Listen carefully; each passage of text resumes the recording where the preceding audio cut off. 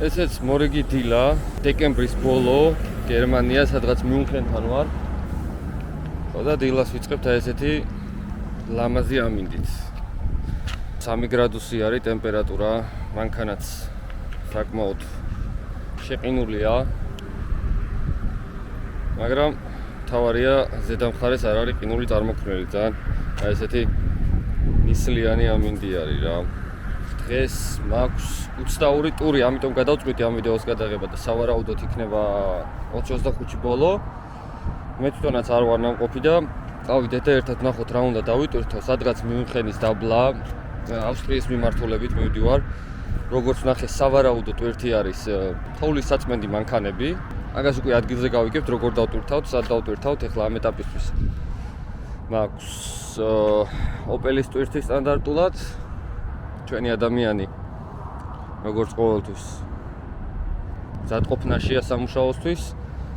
მაინც ერთი შემოვლა შეგვიძლია ისევე შევასრულოთ და ვნახოთ მანქანის მდგომარეობა ვიზუალური, რომ სადმე რამე არ იყოს დაზიანებული. ამ ადგილას იციან ხოლმე გაჭრა. აქ უკანა მხარე გვაქვს დაზიანებული. არც ეს მხარე არ არის დაზიანებული და ყველაფერი კარგად არის, მე რასაც ვუყურებ. დავიძრებით დაახლოებით საათნახევრის გზა მაქვს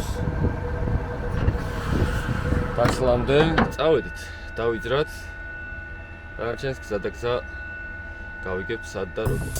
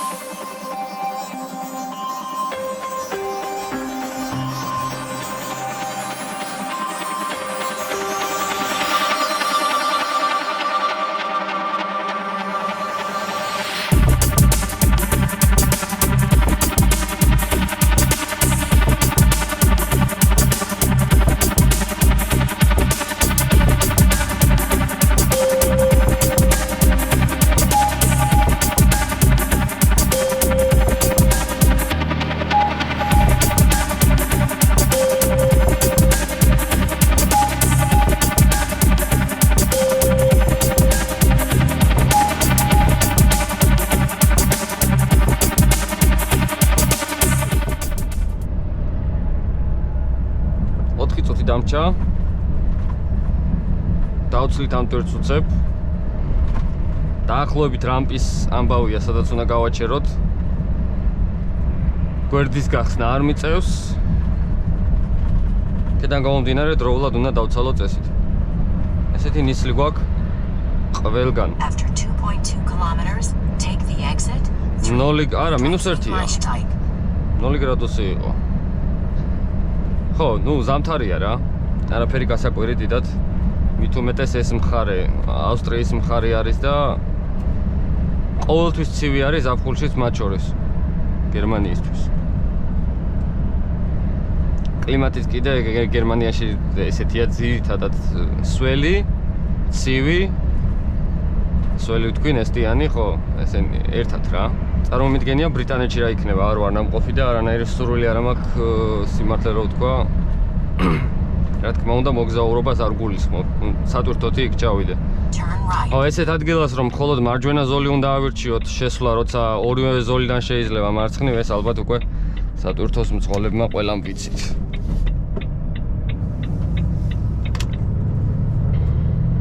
საუცილებელი კანონი არის, იმიტომ რომ მარცხენა ზოლიდან როცა გადიხარ, მარჯვენა მხარეს შეიძლება კუდით ვინმე დააზიანო მოხოვის დროს. როდესაც შუქნიშანზე არანთია არც ერთი ფერი, შესვლა შეგვიძლია დათმობის შემდეგ, იმიტომ რომ წითელი და ყვითელი არის ამ შუქნიშანზე მხოლოდ. მაგრამ მაგრამ ეხლა აქ ვერსად ვერ შევიდოდი მე, იმიტომ რომ ფიზიკურად არ იყო ჩემი ადგილი. ცოტა არასამაყო ადგილია ეხლა სადაც მივდივარ მე. მანქანის შესასვლელათაც და გასაჩერებლათაც, მაგრამ ნამყოფი ვარ და აქედან გამომდინარე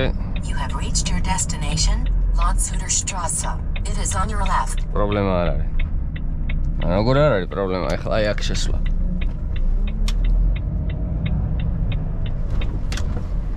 პატარა მანქანებითგანან აი რამდენი უბრალოდ, ხო, მომარაგება. მაგრამ უნდა შევიდეთ. სხვა გზა არ არის, აქ მოვიტანეთ ჩვენ ტვირთი.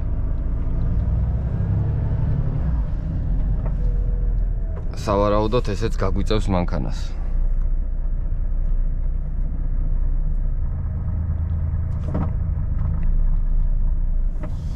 ხო, გადააყენებს იქით რომ ჩვენ ჩავდგეთ, აი აქ უნდა გავაჩეროთ ესე მანქანა. ეხლა მაგას უცებ გავაკეთებ და მერე დავიწყებ უკვე მისაბმელის გაღებას.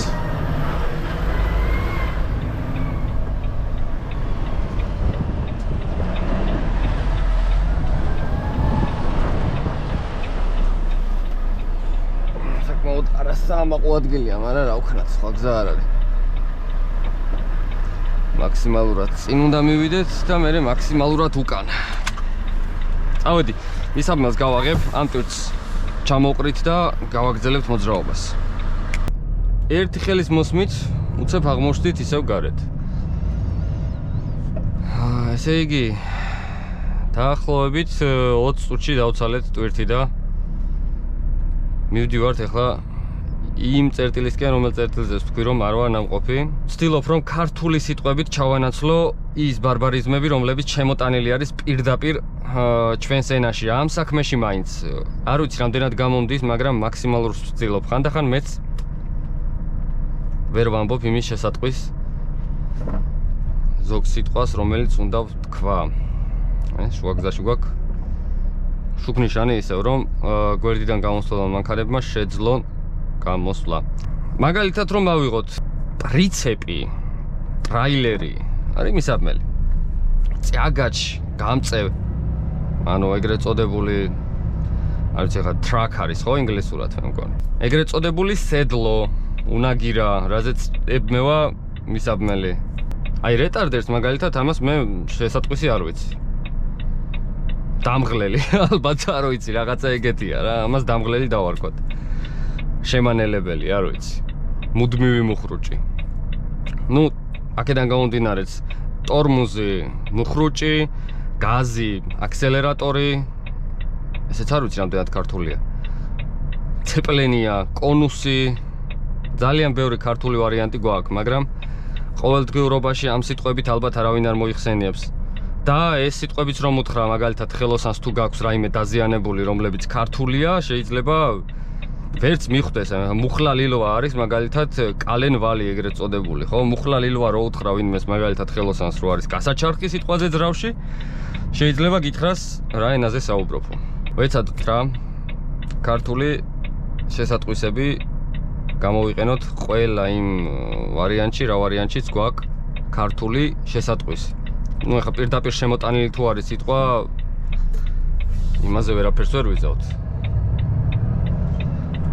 აი წეგან რომ თქვი, იქიდან რომ შემოვდიოდი, იქ ორი ხაზი შედიოდა მარცხნივ, ერთი შედიოდა მარჯვნივ, იქ მარჯვენა ზოლში უნდა ჩავმდგარიყავი. სინქრონში.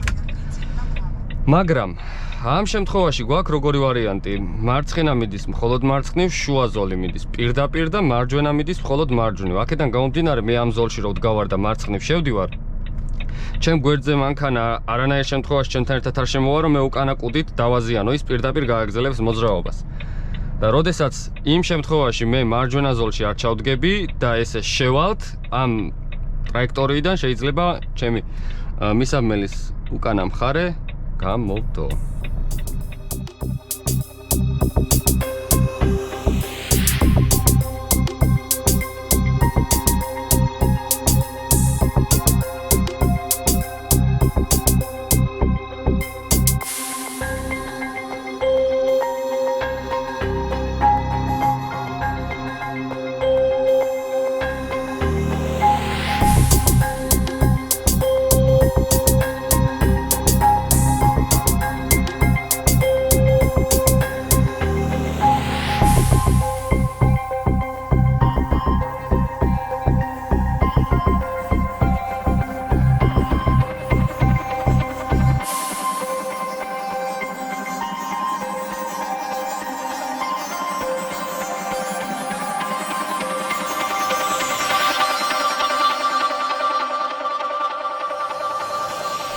ესეთ პერიოდში ხშირია ხოლმე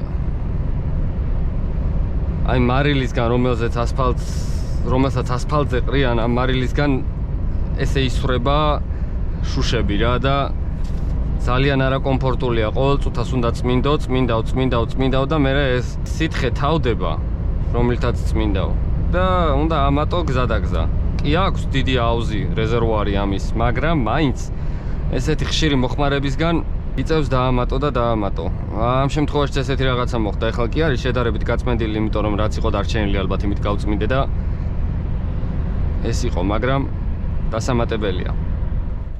ეხლა რამოდენიმე წუთით შემოვედი და გავჩერდი, იმიტომ რომ უნდა ჩავიდე და ის სითხე რომელიც გამომელია ჩავასხა აუცილებლად, ეს ერთი და გავწმინდო შუშები, იმიტომ რომ ძალიან ცუდი მხედველობა მაქვს უკვე.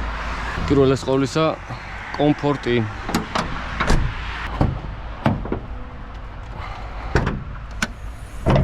ეს ძალიან საჭირო ნივთია. ვით ჩამოვრეცხავთ შუშებს.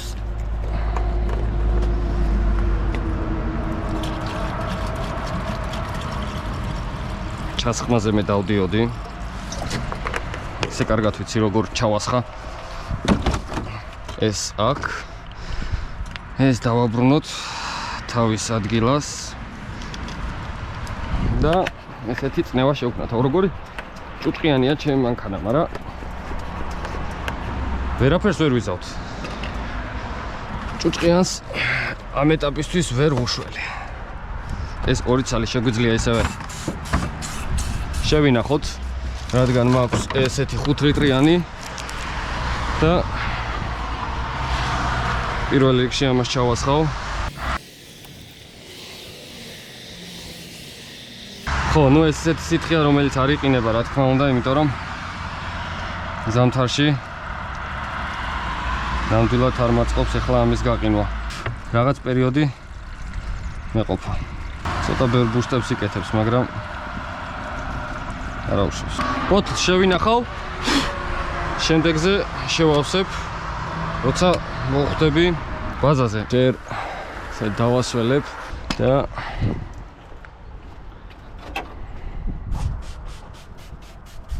ჩემ ტექნიკა არის შუშების გაწმენდის სიმაღლე არ მყოფნის რომ შევწვდი ამებს, მაგრამ თავარია აქედანაც შეიძლება ესე ჩამოვწმინდოთ. და მხოლოდ წყლით ჩამოვრეცხავ ახლა ამას და იქნება ბევრად უკეთესი ვიდრე იყო. აი ეს სარკე ძალიან მნიშვნელოვანია და ძალიან ცუდ დღეში არის ჩავარდნილი ამ მოძრაობისგან.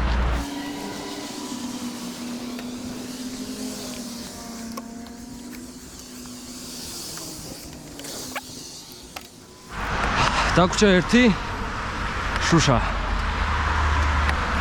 საკმაოდ მნიშვნელოვანი.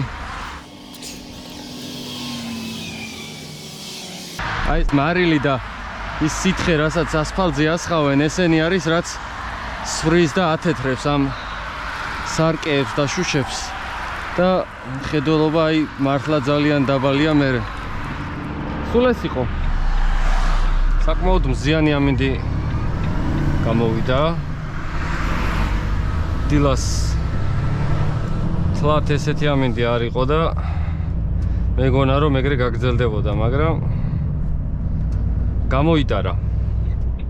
ესეც მივედით, გადასახვევთ ან სადაც უნდა დავიტვირთოთ და ნახოთ აბა როგორი ადგილი იქნება ჩვენი ტრაილერისთვის. ცოტა ვიწროა, მაგრამ არა უშავს. ჩემი ერთი ნავიგატორი 900 მეტრში მეუბნება რომ მარცხნივ უნდა მოუხვიო და მეორე ნავიგატორი კილომეტრ და 100-ში და რა ვიცი. არასოდეს ერთმანეთთან არ საუბრობენ ესენი. სხვადასხვა მიმართულებას მაძლევენ, ძირითადად ესია ხოლმე, ხო? 90%. ჩხუბობენ ხოლმე.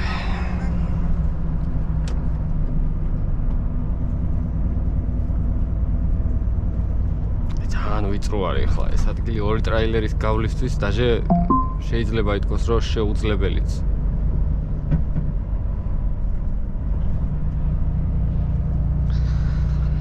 ხეები გადმოშვერილი თან ბლეუს და კომპაქტურად დასახლებული მოსახლეობა. აქ მეუბნება რომ მარცხნივ უნდა მოუხვიო ეს ისედაც მარცხნივ მიდის გზა. შვენიერი ადგილია სასიარულოდ მინდა გითხრათ. დასათვალიერებლად. მე მიყვარს ესეთი ადგილები და მომწონს. After 300 meters, turn left, Cleverba Park. Then you have reached your destination on your right. On my right. Maybe on my right, maybe on my left. ამას გავიგებთ რომ მივალთ. აქ შესვლა როგორც Google-ში ვნახე არ შეიძლება. You have reached your destination on your right. მე უნდა შევუხვიო აი აქ.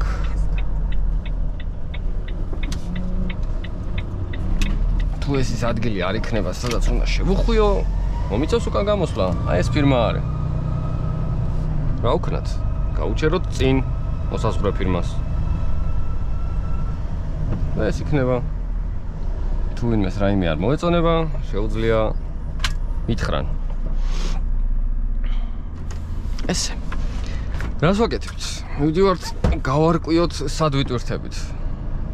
ხო, გავარკვე ამ ყველაფერს და დავბრუნდებით. რაღაცა ესეთი ფირმა არის, მითხრეს შედიო იქითო, სადღაც დამელოდეო და სამი ცალი პალეტი უნდა დაგილაგოთ. არ ვიცი. იმედია ეს სამი პალეტი დიდები იქნება, თორე რა ვიცი, სამი ცალი ევროპალეტი რო წარმოვიდგინო, არის არაუმეტესი 4 კვადრატი მაქსიმუმ. ნახოთ აბა რას დაგვილაგებენ ახლა 5 წუთი დამელოდეო მითხრა და ოვალო. აი ესეთი ტვირთი დაგვილაგეს. თოვლის საწმედი მანქანის უკანა მხარეებია და უკლით ესე დააბიო რა. თითო სჭირდება 4 ცალი. წონა იდეაში არაფერი არ აქვს, მაგრამ რო არ დაზიანდეს ტვირთი, სავარაუდოდ აქედან გამომდინარე არის ესე გათვალისწინება. აი ესე ეს ყუთებიც კი დავაბიბარემ. გამოგვივიდა. X-ი აქეთ, X-ი აქეთ. X-ი აქეთ. ხო, ნუ ესეთი თოვლის აპარატებია. 360 კილომეტრი მაქვს სასიარულო, უშაბათს მაქვს დაცლა. ეს ტვირთი არსად დარწავა. ესეც ასე, დავიტვირთეთ, დოკუმენტებიც მოვაგვარეთ, ნავიგატორები. ნავიგატორების გამომართეთ და აი ესეთი საინტერესო საჩუქარი მომცეს დატვირთვის შემდეგ. ერთი კეპი, ნუ, რა ვიცი, სამუშაო სტილის და ესეც თბილი ქუდი. ძალიან კარგია. სასიამოვნოა.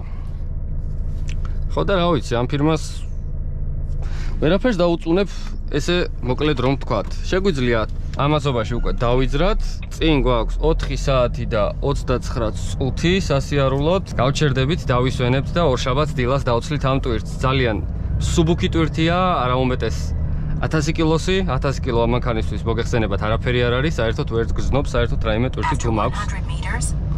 დალაგებული. ძალიან კარგი ამინდია, ძალიან მაგარი ადგილი არის გერმანიაში.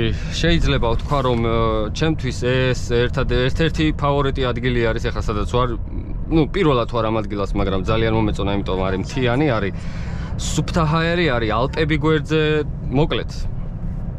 ჩემს გემოვნებაში ჯდება, ყოველთვის მაინც ჩემს ქვეყანას ვამჯობინებ. ჩვენს პატარა მიწაზე ყველაფერია. ეს მთაც არის, ეს ალპებიც არის, ეს ზღვაც არის და სულ ყველაფერი გვაქვს, რაც მე აქ ევროპაში ვნახე. არის ძალიან მაგარი ადგილები, არის ძალიან ლამაზი ადგილები, მაგრამ ნუ საბოლოო ჯამში მაინც იქიდან გამოვდივარ, რომ ჩემი მირჩევნია. გადავხედეთ ჩემ ვიდეოებს, უკვე საკმაოდ დიდი ხანია ვაკეთებ. მართალია, სიხშირე არ მაქვს ისეთი, რომ რეგულარულად ტვირთავდე ვიდეოებს. ესეც იქიდან გამომდინარე, რომ ესეთი რეისები ხშირი არ არის ჩემთან. ძირითადად ერთი და იგივეს ვაკეთებ და ერთი და იგივის ჩვენება არ არის ჩემთვის პრიორიტეტი. ნახოთ. 2026-ში ისევე რაღაცა სიახლეს ალბათ შევმატებ არხს.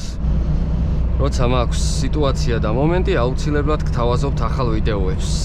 ჩემი საუბრებით რომ არ დაგღალოთ, ერთი გრძელი ვიდეო, ჩემი მუსიკით და უკვე მივალთ პარკინგზე.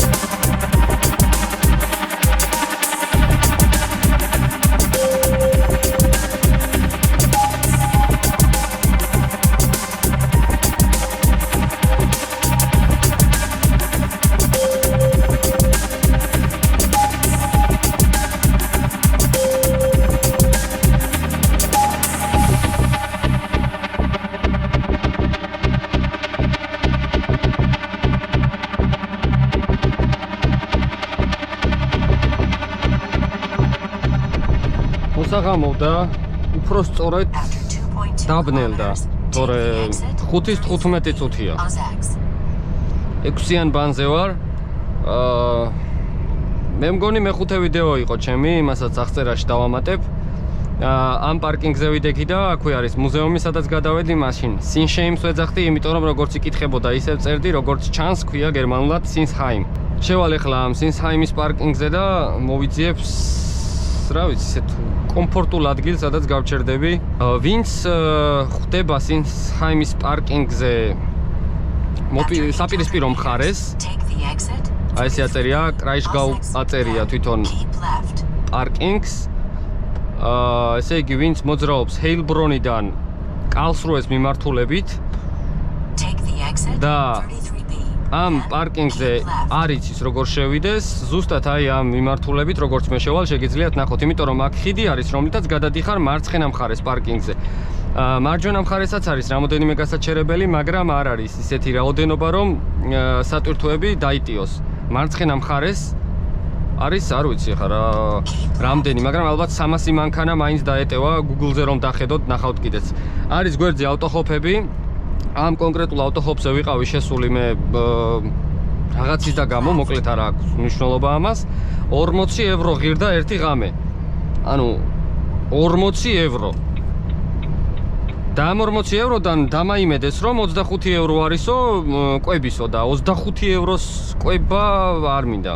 მადლობა ძალიან დიდი. Anyways, შევდივართ შელის ბენზო გასამართ სადგურზე, გადმოუხვიეთ A6 გზიდან და ვაგრძელებთ სვლას პირდაპირ. ხო, გასათვალისწინებელია ის ფაქტიც, რომ მისაბმელის შეზღუდვა არის აქ როგორც ვიცი სიგრძის. აი აქაც შეიძლება გაჩერდე, მაგრამ აქ არის სახლი მანქანებისთვის გასაჩერებელი და ავტობუსებისთვის. ამიტომ უმჯობესია რომ დგომის ამგზალავი ნიშანია და ასე შემდეგ. განში არის შეზღუდვა აქ 3 მეტრი და სიგრძეში 20 მეტრი. ხო, არ ვიცი 20 მეტრზე მეტი მანქანით შეიძლება ვინმე შემოდიოდეთ, მაგრამ ჩემი არ არის მაგდენი 18 არის ყველაზე მეტი. მონდომებას გააჩნია, თორე 19-მდე შეგვიძლია გავჭიმოთ. ამ პარკინგზე არის ყველანაირი მაღაზია, არის Mix Market-ი, ეგრეთ წოდებული რუსული მაღაზია, სადაც იყიდება ქართული პროდუქტიც, მათ შორის ბორჯომი, ნაბეღლავი და ბევრი ნაცნობი პროდუქტი, რომელიც საქართველოში გვაქვს. ქართული ღვინო, ქართული ლუდი.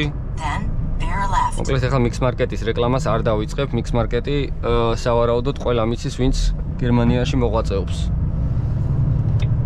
აი ესეთი პარკინგია რა, საკმაოდ დიდია, არის ძალიან ბევრი ადგილი, მაგრამ 5-20 წუთზე უკვე თითქმის სავსე არის. ხო, ჩვენ მაინც ვნახავთ ადგილს ყველა ვარიანტში, აქ სხვა ვარიანტი არ არის, იმიტომ რომ აქედანაც ჩანს რომ არის ადგილები, უბრალოდ კომფორტულად რომ გავჩერდეთ, ახლოს ვიყოთ საპირფარეშოსთან, რაც არის ერთ-ერთი საორიენტაციო რამე და რესტორანთან, სადაც არის დუში, ასე ვთქვათ.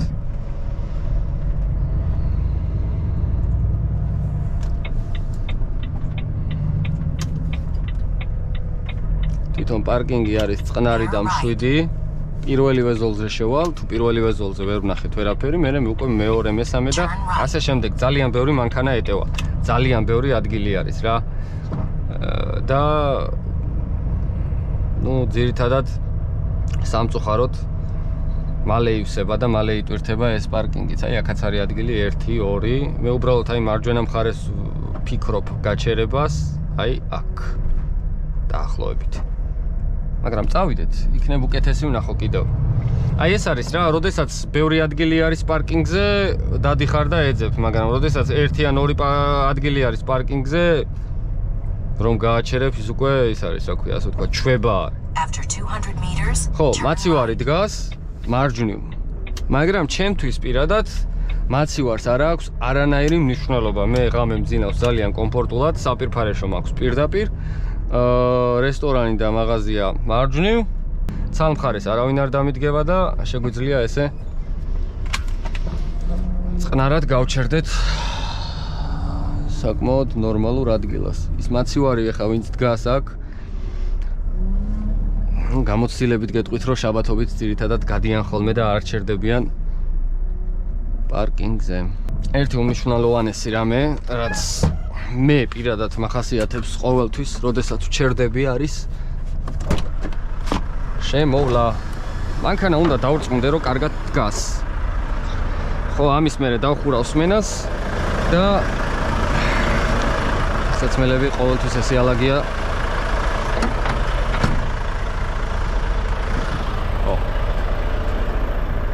ყველაფერი ჯიგრულად არის.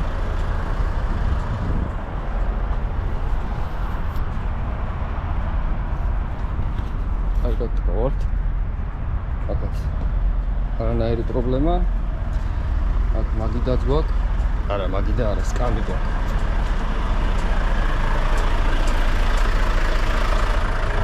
სულ ეს არის მოკლედ რა.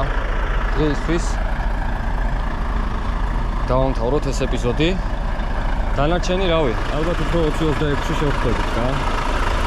რანამდენიმე წავალ ხა და სმენას დავკეტავ და დავისვენებ როგორც შეეფერება პარასკევს საღამოს.